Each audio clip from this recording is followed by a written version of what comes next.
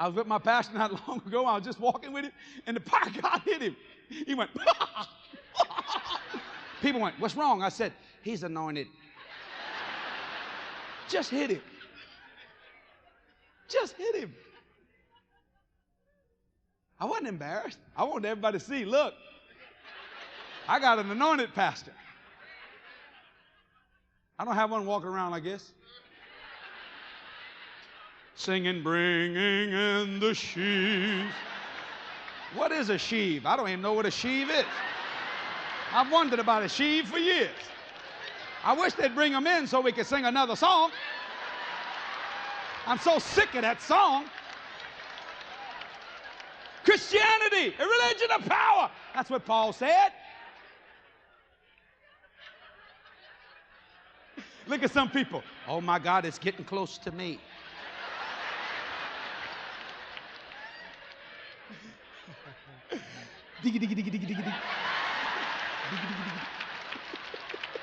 Look at some people. What you talk about, Willis? No. Praise God. Christianity, a religion of power.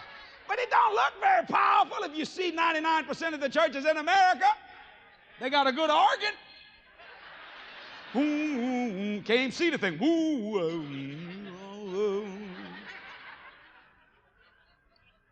People going in sick, coming out sick.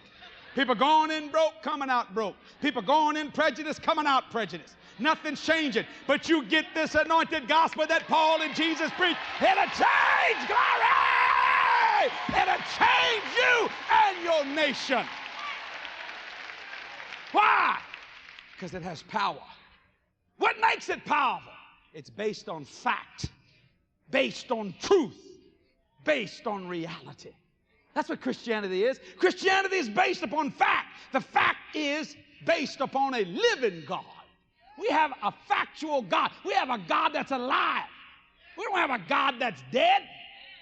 We got a Jesus that rose from the dead. We got empty tombs all over the Holy Land.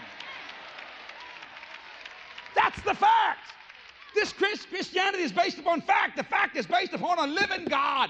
My God's alive. People that serve a dead God don't act like me. Hare Krishna is dead. How do you know? Ching, ching, ching, ching, ching, ching, ching, ching, ching, ching, ching. Who want to serve a God named Harry anyway? I'd tell that God to change his name. What's your God named? Harry. Harry? Yeah, his wife's named Zelda. No. No. Harry? That's a dead God. I've had them come up to me and try to put a chant on me. Ching, ching, ching, ching. In San Diego, ching, ching, ching. You know, they ain't got no hair to cut it. They got them little, hey. I'm right out there in public, and you can see everybody going, well, I wonder why the Krishnas are here, man. I didn't say nothing because I'm not ashamed of the good news. So I went, hey! When I did that, people looked. The Hare Krishna went, ching. I said, you want to talk some tongues? Listen to this. Yeah!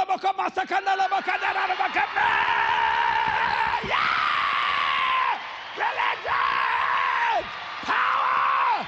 Power! What does the Hare Krishna do? Oh, ching, ching, ching, ching. And boy, they can run fast when you get behind them with the Holy Ghost. You ought to see them, boy, they grab their little skirts and stick them between their legs.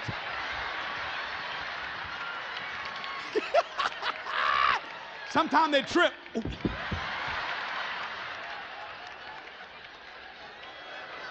What makes you proud of that? Because my Christianity is based upon fact that God is alive and doing well. Yes.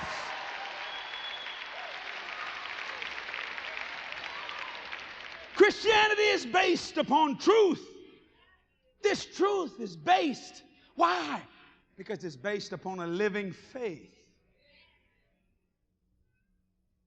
I'm not looking to possess faith. I want faith to possess me. You see, if I try to possess it, then I'm in control of it. But if it possesses me, it's in control of me. I want it to be the possessor. I want to be the possessee. You see. It's the only time I can say that because it's hard to say that. The truth is based upon a living faith. I love getting around people with a living faith. What's a dead faith? Well, I tell you what, brother. Lord told us to build that church, but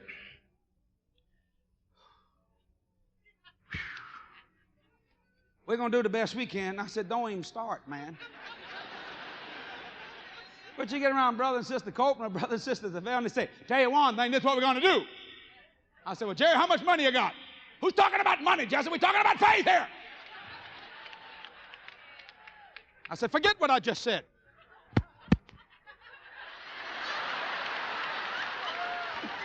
I did that on purpose. What happened?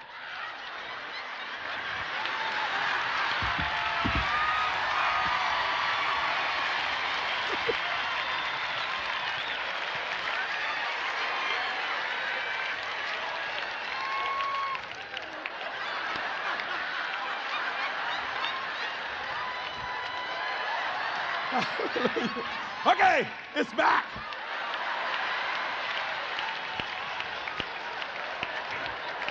What do you call that? Faking.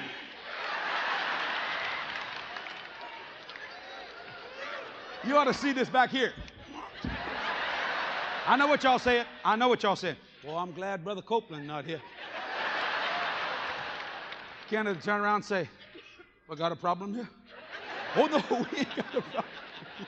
Put this thing on. The truth is based on a living faith. The fact is based on a living God. This is Christianity. Based on fact, based on truth. Listen to this. Based on reality. The reality is based on a living experience. Notice this. Living experience, living faith, living God. Everything has life in it. And you got to understand, I went to church a lot before I was saved, but it was all dead. Everything I saw about God was dead. Crucifix. The Catholics don't get mad at me because I've been a Catholic. I've been christened. I can go in there and say, Father, forgive me. I mean, I know what to do.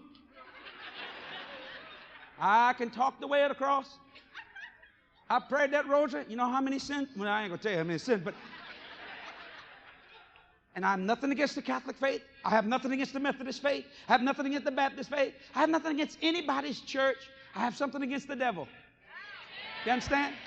Because I believe there are a lot of Catholics saved, a lot of Methodists, a lot of Baptists, a lot of Episcopalians, Presbyterians, Church of God, Church of Christ. Where the faith, full gospel, assembly of God. United Pentecostals. I believe a lot of them are saved.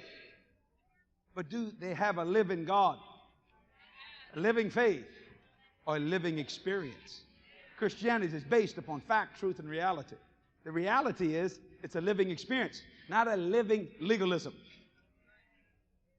That's what we see today, a living legalism. Do this, or you're not with us.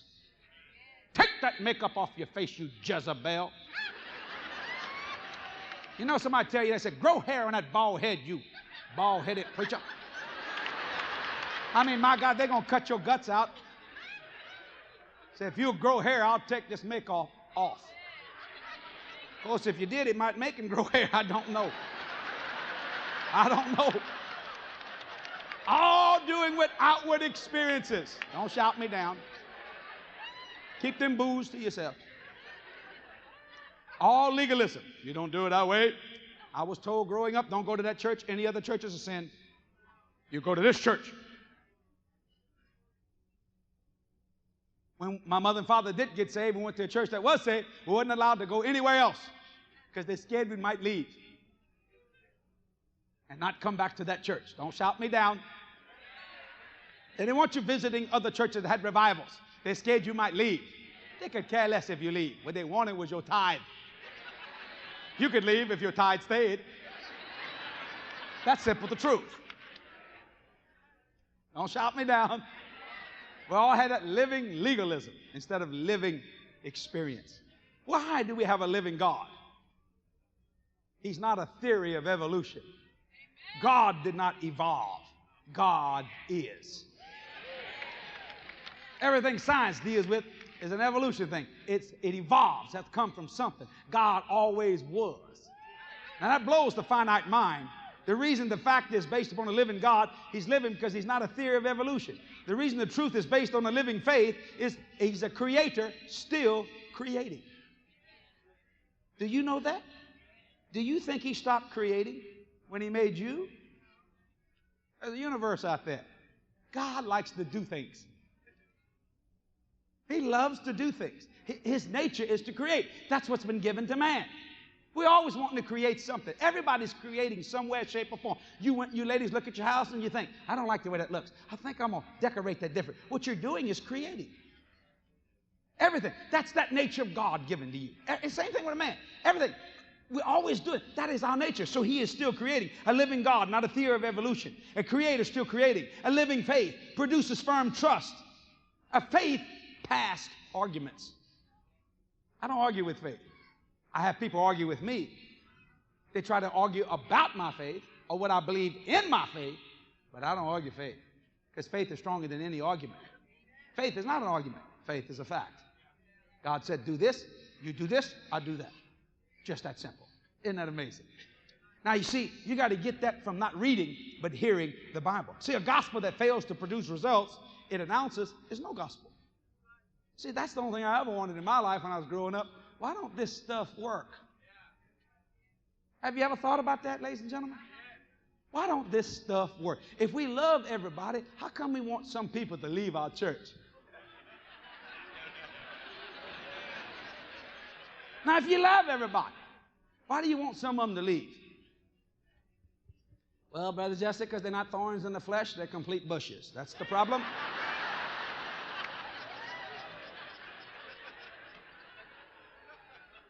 And if you believe in healing, how come it takes so long to seem like to get it? I like what Jerry Savelle said. He said it in one of our Catch the Spirits. He said it all boils down to one revelation. Jerry, you ought to maybe speak on some of this, maybe in your messages. It's a great revelation. Get the revelation that God cannot lie. Now, let's just make it simple. God cannot lie. Do you trust God? Well, you say amen, you better think. It all boils down to that simple statement. I heard Brother Savelle say that. God cannot lie. If he cannot, then cannot is not a part of your life. Can is a part of your life. So a living God, a living faith produces firm trust, a faith past arguments. Like I said a while ago, I don't want to possess faith. I want faith to possess me. See, whatever's possessing me is what's controlling me. I want to be possessed by this wonderfulness called the anointed and his anointing. And out of that anointing comes that raw substance of faith that produces the things that's needed in this life and the things to come. A living experience. When you're walking with a living God, a living faith, and a living experience, stability is a part of your body. Physically as well as spiritually. Stability and security works an inward effect. Not only are you stable, you're secure. You know, one of the things I've noticed about Christianity, especially about preachers, a lot of them are insecure. Very insecure. You know, I used to think rock musicians. I used to be an entertainer years ago, as a rock musician. And a lot of them were insecure because they just had to, I'm going to out-sing you, or I'm going to out-play you, and I'm going to sell more albums than you, and all that kind of, and I thought, my God, man, I mean, why can't you appreciate someone else's talent, even if it's better than you? Learn from it, man. Learn his and learn yours. Now you know two things. But I noticed in the preaching ministry, you'll be surprised how many want to outdo you, want to do the best, instead of be what God said. We're not in competition with each other. No. We are a congregation or a church or an army marching across the land that belongs to us. Now, God has lieutenants and he has captains. He has colonels, full bird colonels. He has brigadier generals. He has 1-star, 2-star, 3-star, 4-star, 5-star generals. Let God get in there. Thank God you're on the team. You see, when you're little, like me and Brother Savell, I was excited that I made the football team. I thought they was going to let me play. Yeah, they let me play all right. They let me play in practice. Hold that dummy while that big tackle beat me up. Somebody had to hold the dummy. I did. Not only did the tackle knock the dummy down, he knocked the dummy that was holding the dummy down. Make me mad. But guess what? I got to dress out. I'm a big tackle player, but bless God, I dressed out too. I ran through them cheerleaders. Yeah! I know what they was thinking. Why'd they put that midget on that football team? I sat on the bench, but I learned how to look just like the one-stringers. While everybody was looking at them playing, I'd slide my hand down, and I'd grab a big bunch of mud, and I'd do this.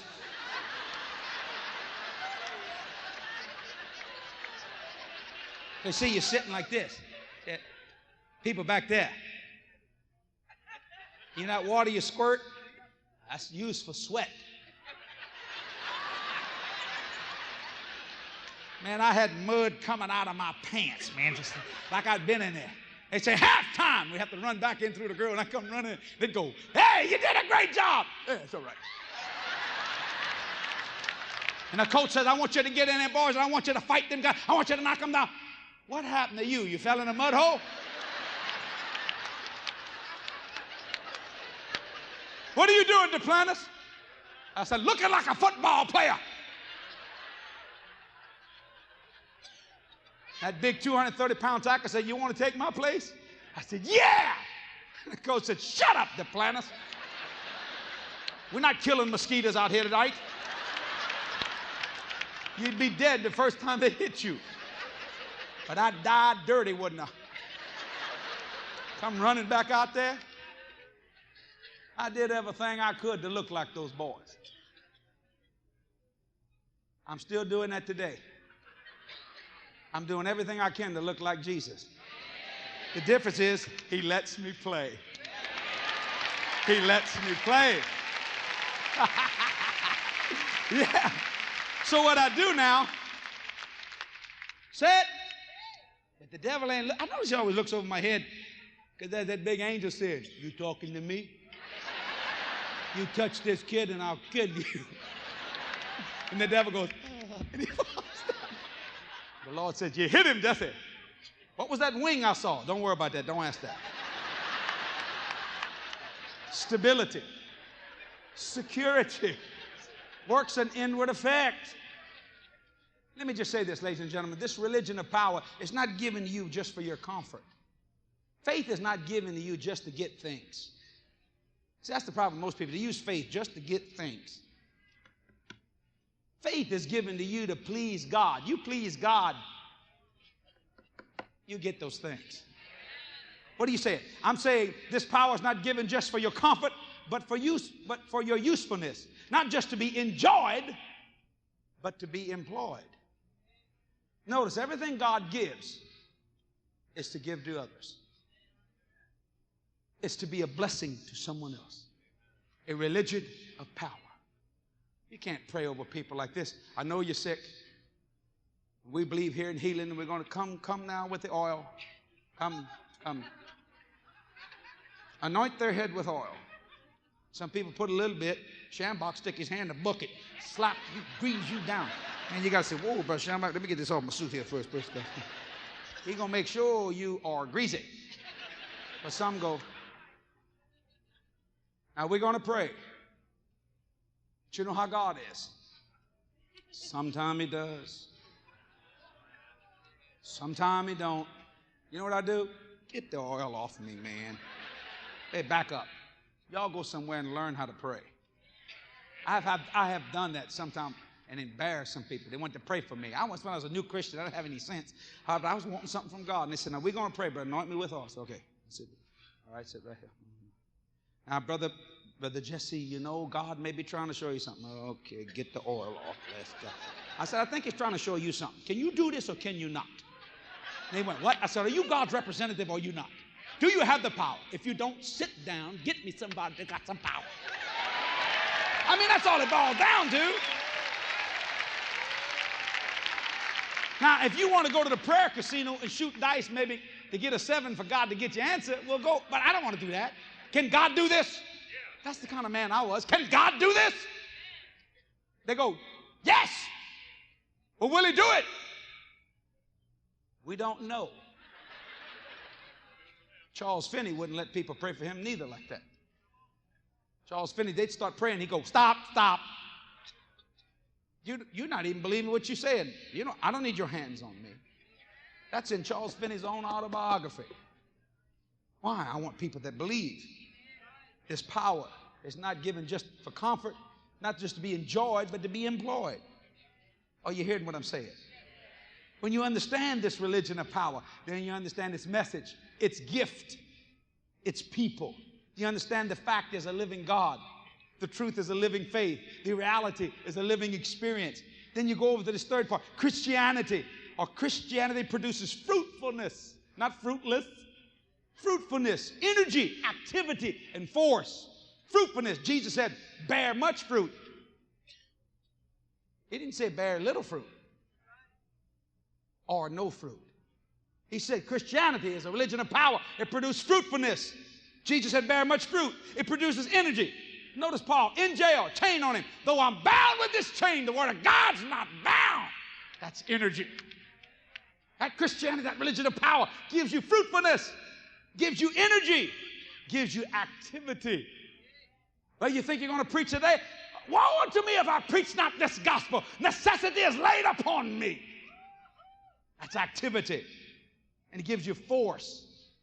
And every devil in hell will tell you can't do this, and every big devil will tell you you do it, we'll throw you in jail. Like Herod said, send that Jesus man. If he heals anybody, I'll throw him, I'll kill him. Jesus sent a message back to Herod, tell that fox I'll heal the sick, raise the dead, and cast out devils. Fight you want, Herod, or fight you get. Don't mess with me. Why? That power in him gave him fruitfulness, energy, activity, and force. That's 4 hours of preaching right there. I'm just going over to give you a base in that. Force. Reality. See. Yeah.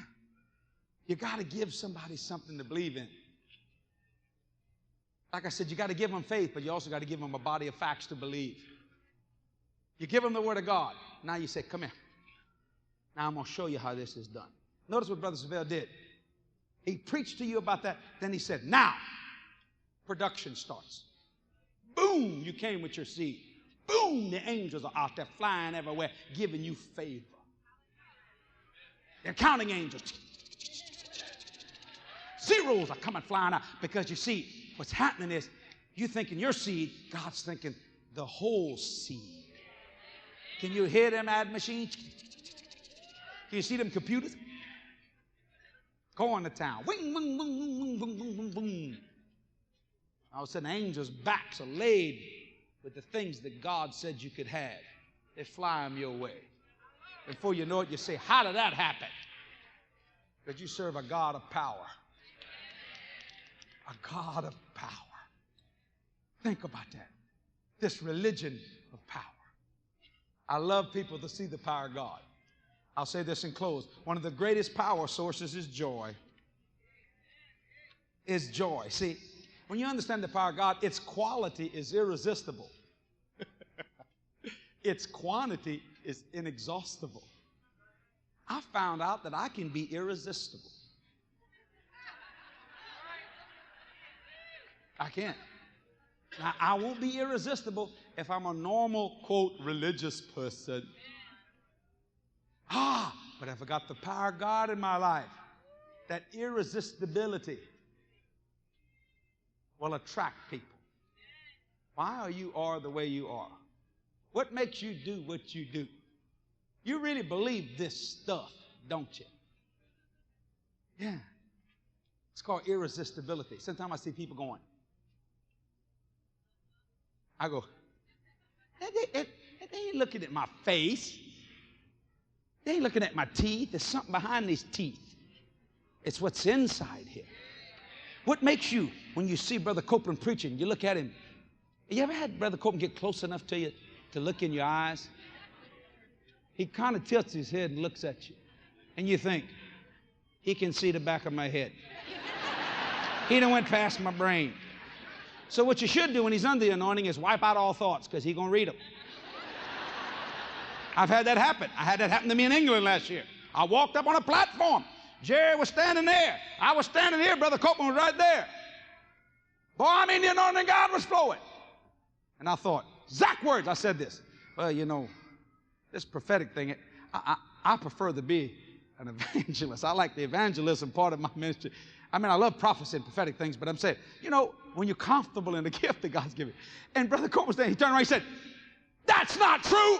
I went, what did you talk about? Yeah, you're going to do that. This is what thus saith the Lord says. I said, I ain't thinking no more around this man.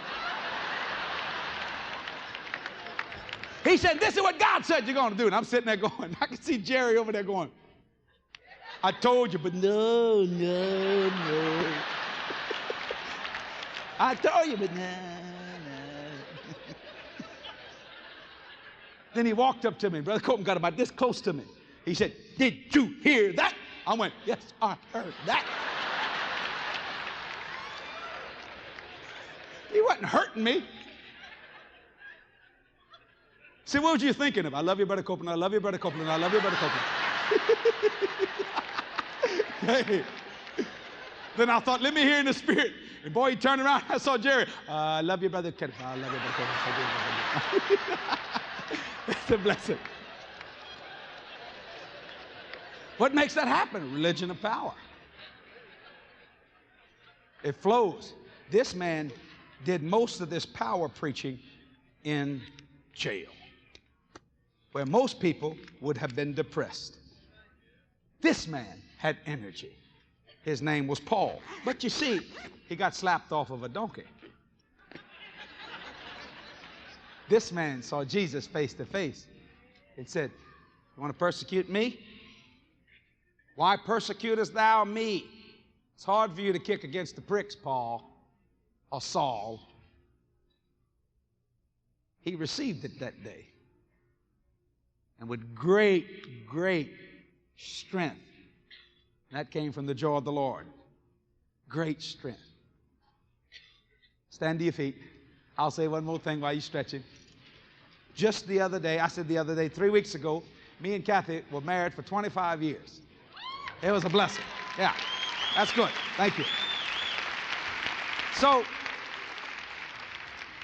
you know, 25 years only comes around once. One of my staff says, how does it feel to be married 25 years? I said, how old are you, Corey? He said, I'm 20. I said, I was your age when I got married. I used to look like you. Don't say nothing, I'm your boss. So, we was thinking about planning a trip. We was all going to go somewhere.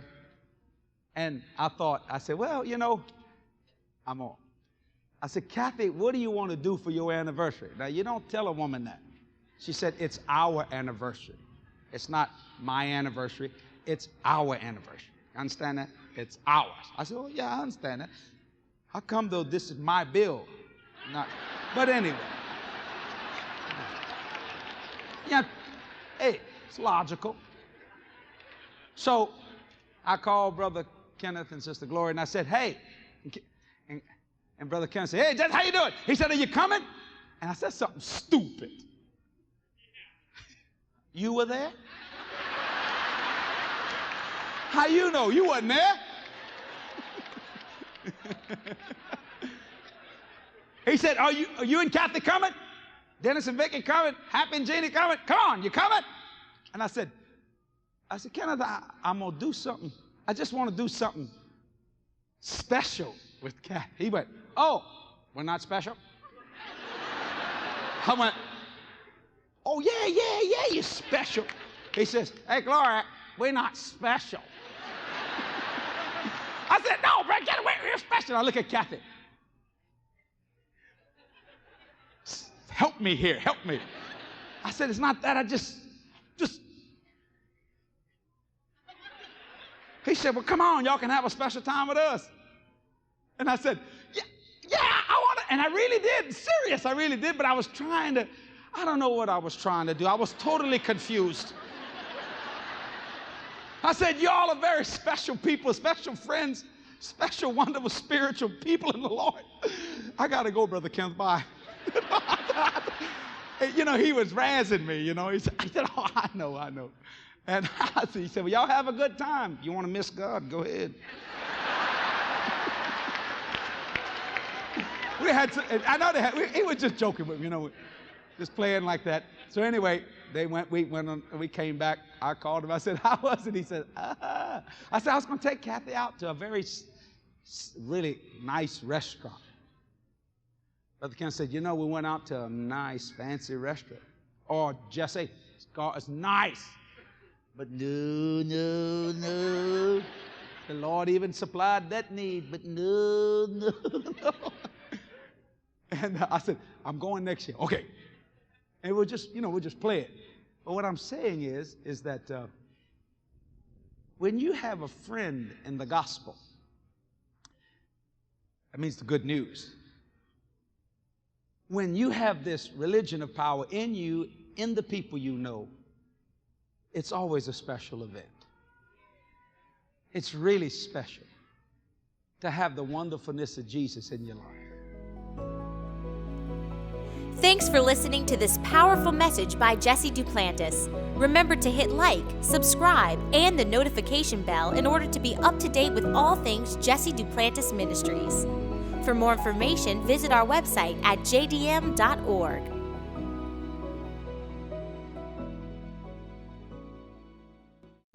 This media is copyrighted by Jesse Duplantis Ministries for the private use of our audience. Any other use of this media or of any pictures or accounts without Jesse Duplantis Ministries' consent is strictly prohibited.